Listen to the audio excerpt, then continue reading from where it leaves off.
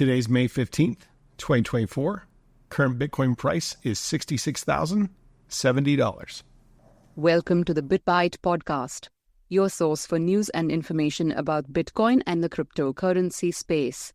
This podcast is meant for educational and entertainment purposes only and is not financial advice.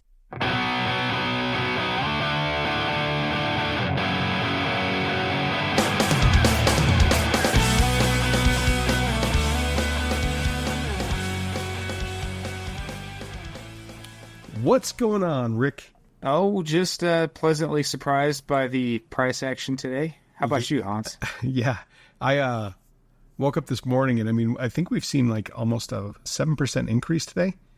I was not expecting it. And the funny thing is that we'll get into CPI a little bit later, but CPI came out super early this morning.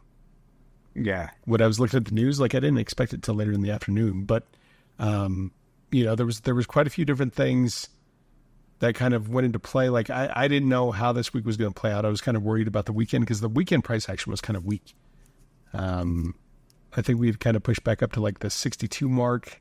Maybe we got up to 63, but there wasn't a whole lot as we were closing out the week because normally we get that weekend pump that pushes us up really high, and we really didn't get that.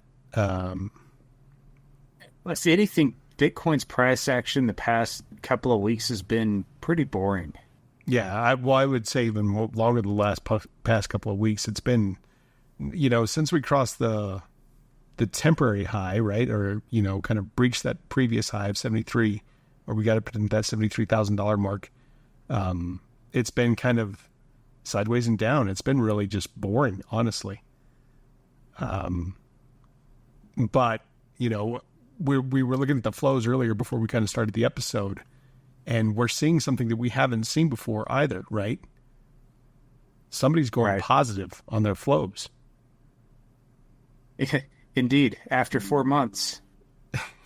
After 4 months of straight dumpage, they're finally starting to actually get a little bit of a turnaround. So Grayscale is actually starting to show positive inflows on their Bitcoin ETF, which I thought they were going to have to just basically go bankrupt before that started to happen. Or not bankrupt, but the fund would have to be shut down, right? It'd just be depleted. Yeah. So, that's kind of exciting. And then with kind of the news that we got today with the CPI print, like, obviously, like, everything's doing really well. Gold is up. Bitcoin's obviously up. The dollar is down. So, that's usually a good sign for these types of assets. What are we looking at right now with our theoretical purchases? Okay, so theoretical purchase, the $3,000 back in October, came out to 0.0885 Bitcoin, and with today's price, it's 5,847. So not quite back above this, double price, but it's looking up. And for the first time ever since, we did the second theoretical purchase right at the halving, which is close to 64,000. Yeah, if you put $1,000 down then, you didn't get a whole lot. It's 0.001564. But it's for the first time since that purchase, it is positive. You'd have $1,033. Nice. I'm not going to Vegas with that, but that's not bad. It's finally starting to it turned the tide, basically, right? Right. And then we also, I think last time we recorded, you said we were going to go below 60, I believe. Yep, we had just kissed below 60 and brought back up, and I just saw the momentum going still down because it wasn't looking up. But I tell you what, every time it got close to 60, there was some bulls guarding that line above. If you look at some of the price action, there was too, because there were some. Like, it never got printed, but if you look at some of the wicks, I've seen some of the wicks from some of the daily charts, somebody was sitting down there just waiting to gobble up those prices, because it did. There were wicks that pushed way, way down, and then it just got bought right back up. Somebody was sitting there waiting. Those bottom viewers. So I didn't expect that to happen. I thought there was going to be a point where it went to, I wouldn't say it was going to go below 55, but I thought it was going to go below 60. But every time it tried, somebody came in Yeah. So, and Well, and you were damn sure of yourself on that thing too. I was pretty damn sure of myself. But you know what? Hey, I was generally correct on the price action, and I also said by the last half of this month we're going to start making that final bull march, the crazy one, the rocket ship, as it were. Yeah, and I think we both had talked about that, where we were talking about like the middle of May is where we expected to where it was going to start to kick off. Now, and I don't want to be overly confident because that typically it doesn't end up well for me when I am, but I will say this, like I think you're right in the sense that I think this could be the beginning of that kickoff. We need to see a couple things. We need to see, obviously we want to see the price keep above 65,000 today. We also want to see like if there's a good chance of a retest. And then right now, like everybody, like there's a lot of chart people looking at the chart right now, and there's inverse head and shoulders on there. And I think we were kind of looking at it before we even got recording. And if that plays out, then we'd be looking at like a $75,000 price target for Bitcoin. Yeah. So, I mean, and that could really legitimately start the rocket ship up. But, we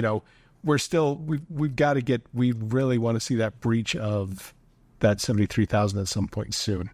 And I think if it breaches 73,000, I think there probably may be some resistance there. There may not be, or at least not a whole lot, because there's not a whole lot of people that have bought at that point. I don't think they had enough time to, because we didn't stay there that long. But some people may want to get out at that point. But I think what we really want to see is we want to see that print above, once we breach 83, get into 75. Like, I don't think 84,000 is that far out of the picture. I don't either. That's the thing. Once the momentum's back on Bitcoin side, because we basically lost it for 2 months. I mean, it hit that 73, like mid-March. I think it was even like March 14th. And so 2 months of kind of just ebbing and flowing and no upward momentum really. I mean, it would kind of go up, but then it would fall right back down. So if this is the final turning right here, this is the part of the cycle where it gets crazy. The rocket ship gets lit. So fingers crossed. We're not saying it's there yet, but signs are looking pretty decent. Yeah, if this kind of momentum and this positive kind of news kind of continues, then that's definitely going to happen. But before we get into that, because there is some more positive news that we want to kind of go over, as there were some things that were revealed basically within the past, couple of weeks. But CPI numbers came in, and one of the big things today was CPI actually came in a little bit cooler than what they were actually expecting.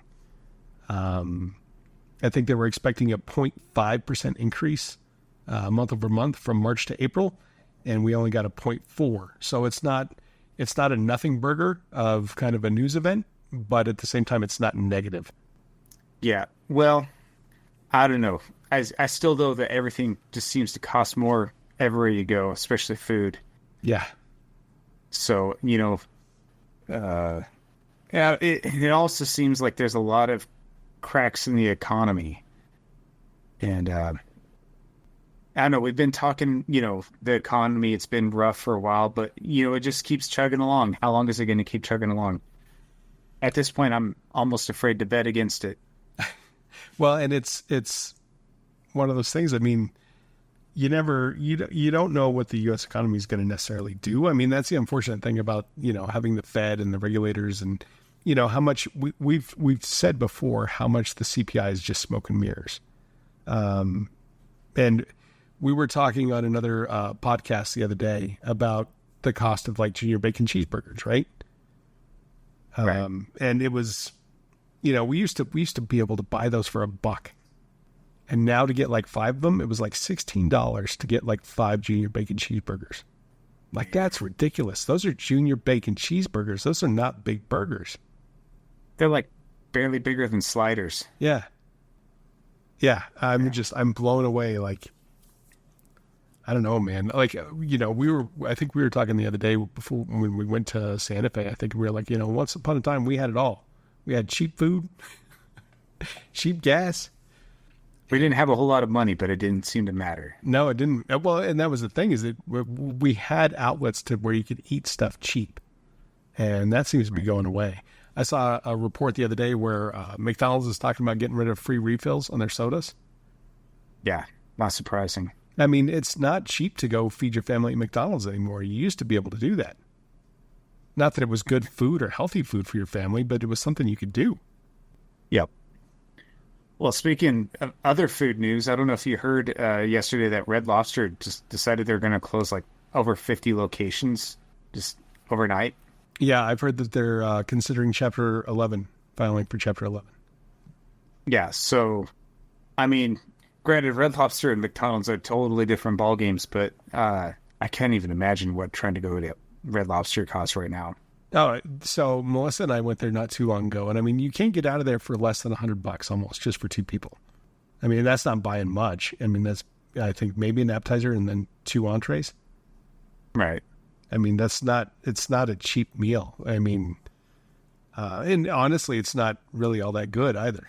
It's not horrible, don't get me wrong, but yeah, it's just ridiculous.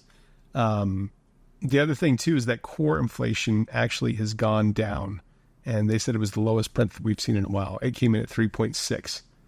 So, yeah, that's not bad. I mean, I suppose we'll see where this all kind of plays out. I mean, that's the big thing is that I think the markets in general wanted to see a lower inflation print just because it helps them feel like that we will get those interest rate cuts.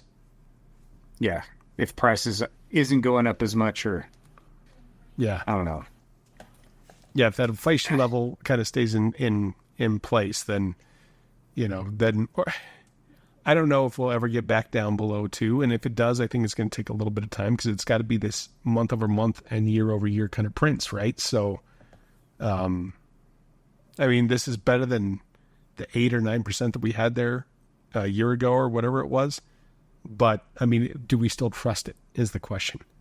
Next thing that we wanted to talk about, though, one of the other things that I think is kind of helping, kind of bolster this is there were a lot of filings that were coming out from the SEC from some major investment firms. They have to do their quarterly kind of announcements of what's on their balance sheets and those types of things. And there's actually been a huge amount that's coming in. A lot of people are saying that institutions aren't buying, this is just retail mom and pa kind of people doing this stuff. And there's actually quite a bit of purchases that have been going on in that first quarter in the first 3 months of this year. One of the big ones was the state of Wisconsin. Actually, they made a disclosure of $161 million allocation for Bitcoin ETFs. A big chunk of that too, they're talking about is coming from pensions. So they're putting it on their pension funds. Hedge fund Millennium Management held roughly $2 billion across the spot Bitcoin ETFs. Hedge fund, which is led by Izzy Englander, and I'm probably butchering his name, held its biggest allocation in BlackRock iShares Bitcoin Trust, roughly $844 million. It also owned more than $800 million of Fidelity Wise Origin Bitcoin Fund and $202 million of Grayscale's Bitcoin Trust, as well as shares in ARC21 and Bitwise ETFs. Elliott Capital disclosed a stake of nearly $12 million in BlackRock, and Apollo Management disclosed a quarter end of $53.2 million in ARC shares 21, their Bitcoin trust. So there's some big numbers that are starting to come through. And then the one that kind of cracked me up is my favorite one. JP Morgan, the snake oil salesman from around the way, Jamie Dimon, it turns out that they own a bunch. And when I say they own a bunch, they own shares in almost every Bitcoin ETF that exists out there. And that was after he was at Davos talking smack. And I think we kind of covered that a little bit. Yeah, he basically said that Bitcoin was only good for illicit activities and... Mm-hmm. And that he didn't care. He didn't care what the price was doing. Yeah, he didn't care because he was buying it. Yeah, no, he didn't care. He's probably done pretty well since he bought it. Mm-hmm. Yeah, guaranteed he has. He is, yeah. Well, and so I think, obviously you can never trust what they say. You have to look at what they do. I think that's the ultimate rule. Like if you haven't learned that lesson from these jerks running these big banks and stuff like that, that's the one thing you need to take away. Don't listen to what they're saying. Watch what they're doing. I think that goes for a greater portion of humanity, but definitely when it comes to those snakes. But, I think what is kind of interesting, like when you look at some of these investment firms and, the big thing with investment firms is they all talk about assets under management, right? And if say, you have an investment firm that bought almost $1 billion worth of Bitcoin, as the price goes up, especially if we're entering like that booster stage that we're talking about, their second quarterly earnings, like their assets under management are going to explode. So what happens to the other investment firms that didn't want to buy in? Well, if they're hopping in now, we're not going to find out about it for another 3 months. Right. But I mean, if the price goes up exponentially, like it's the game theory again of Bitcoin that goes into play. Yeah. You know what I'm saying? Yeah. And especially if, all these people are actually seeing these real institutions jumping in. We saw the state of Wisconsin, but how many governments are getting into this game too? Yeah. That's kind of the really interesting thing. And, with the Bitcoin ETFs and the dwindling supply, we really could see supply shock. If that happens, who knows what's going to happen to the price? Yeah, absolutely. And I from what I understand, Coinbase is having huge outflows from them. And not that people are selling it, but people are taking self-custody, right? So again, that limits the amount of, if they were doing any paper wash trading or anything like that with Bitcoin, that limits their ability to actually do that. So I don't know. It's kind of exciting. It's really kind of exciting times because we've talked about this before where this is one of those things where it almost feels like a sure thing. But the question is, how patient can you be? Right. Because let's be honest, the biggest thing with Bitcoin is patience. If you buy and you hold, you'll do fine. But if you buy and then you sell because you're like, oh, it's not doing anything, like the people that were selling this whole time, just dumping out because, oh, it's just going sideways, whatever. It's just going sideways. 60 days, if you've got bored or you got, oh, it's not doing what it's supposed to do thing, you're going to get wrecked. Yeah, and then you'll get out, and then next thing you know, like, it takes just a couple weeks and Bitcoin can be 2-3 times where it's at now. Potentially, yes. Yeah, potentially. Like, I'm not saying that it is, but you know what I'm saying? Like, you miss those increased days and then Bitcoin does this crazy sideways action for the next 6 months again. And it gets boring. You don't want to watch that and you don't want to sit in that because you're like, I'm not making any money. Everybody told me I was going to make money. Well, you've got to sit in there and you've got to be patient. You literally just need to sit on your hands. Indeed. Just the only thing that is the wrong move right now is to have zero allocation, not financial advice. Well, it looks like the institutions believe what you're saying too, so you don't have to listen to us. Yeah. Just look at what they're doing. Yep. Yeah, pay attention to what they're doing, not what they're saying. So, I don't know, man. It's going to be kind of exciting. We'll have to kind of see where this goes. Is this going to be kind of just the markets are just kind of excited, CPI came in a little bit lower, or is this actually going to kind of begin that trend that we've been kind of waiting on, honestly, because we knew it was going to happen after the halving. How long after the halving is the question, and it looks like we may be getting about that point because we kind of broke that resistance level we needed to. So, indeed. Now the question is this the beginning of the next phase, the rocket ship, as it were? Yeah, and that's going to be the big thing is we're going to see, kind of going into Bitcoin summer into Bitcoin fall, and that's usually when the biggest gains are made. Because all last year was basically Bitcoin spring. Now we're kind of in that Bitcoin summer phase, and that's usually like that. And then Bitcoin fall is another good time that you can make some really good money with Bitcoin, and then the winter comes. So. Yep, that's going to be the theme of our, sometime later in that cycle. Winter is coming. Yeah. Yep, absolutely. Yeah, and when that happens, I'm horrible at timing that, so don't listen to me with that kind of advice because I'm going to do a horrible job with it because I always have. But, yeah, I'm excited to see where, the Bitcoin summer leads us. I really do think 100,000 before the end of the year. I still hold true to that. Oh yeah, I think. I mean, it would have to be something disastrous for that not to happen. Yeah. And that would be like on the low end, 100,000, like just to breach the six figures. But Yeah. yeah. Anything else you want to bring up today? No, I think that's it. All right. So still sign up for newsletters on our website at www.thebitbytepodcast.com/sign up. And then you also have the links on there where you can get your digital hardware wallets. You can get your Ledger or your Alipal, and that helps just support the podcast and gives us a little bit of kickback. You are buying directly from the manufacturer. So I think that's it for us. Oh, and you also get your self-custody checklist when you sign up for the newsletter. So You definitely need to do that. yep. We're not against the ETFs, but we really believe in self-custody. You actually owning your own Bitcoin. So Absolutely. Yeah. I mean, I've got some of the ETF shares, but I still have a majority of my Bitcoin holdings in as physical Bitcoin as you can get. So thank you all for listening. ah.